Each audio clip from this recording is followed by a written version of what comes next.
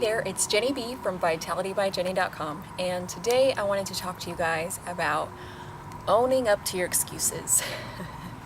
So this is going to be a little bit of a tough subject for some, I'm sure, but I think that it's pretty important because when we are allowing ourselves to kind of let the veil of our excuse kind of come over us and we kind of give all of our power to that excuse. Instead of doing that, instead of disempowering ourselves by, aligning ourselves with our excuses, instead of that, I want you to focus on really changing that and just coming into a place where you can really empower yourself and know that you're in control, because you really are.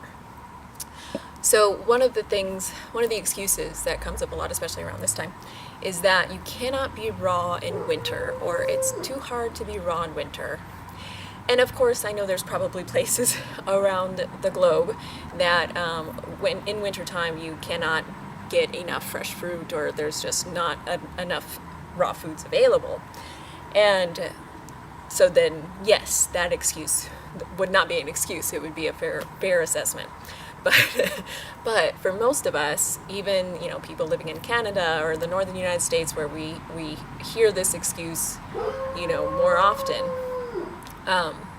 it really is just an excuse. And trust me, I've had plenty of my own excuses, so please don't feel like I'm being judgmental. I am just using this as an example. I have had lots of my own excuses that I have had to realize that I was using as a crutch.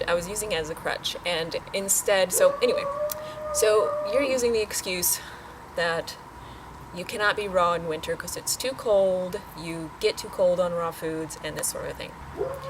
So if you're using that as an excuse, like I said, you're using it as a crutch.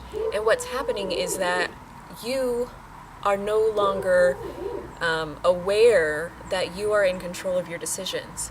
So you are placing all the blame on this excuse when really what's behind it is your own choice to say no. It's your own choice saying, I'm not going to be raw right now.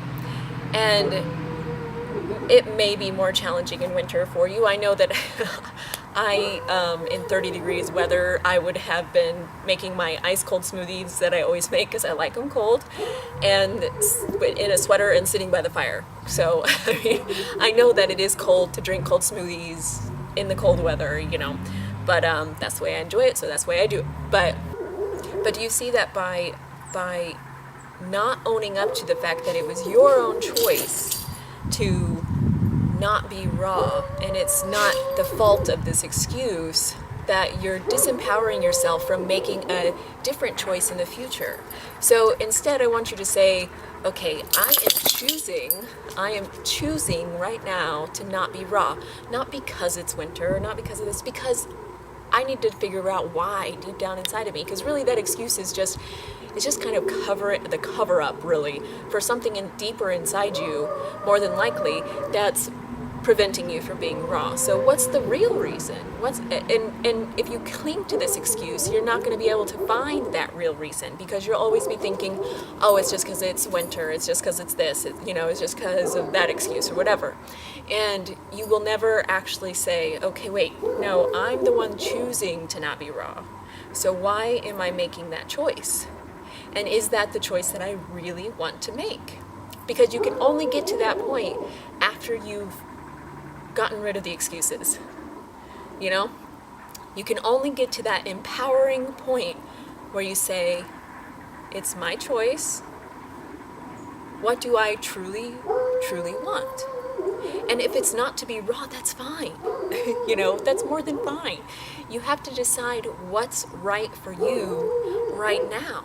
But if you're clinging to excuses, you can't make that choice. So today, I just wanted to invite you to allow your excuses to drop away. Put them down for a second. Sometimes that's hard, I know. But let's put them down for a second and then take a look at what's underneath it. Why are you using this? Why are you using this excuse?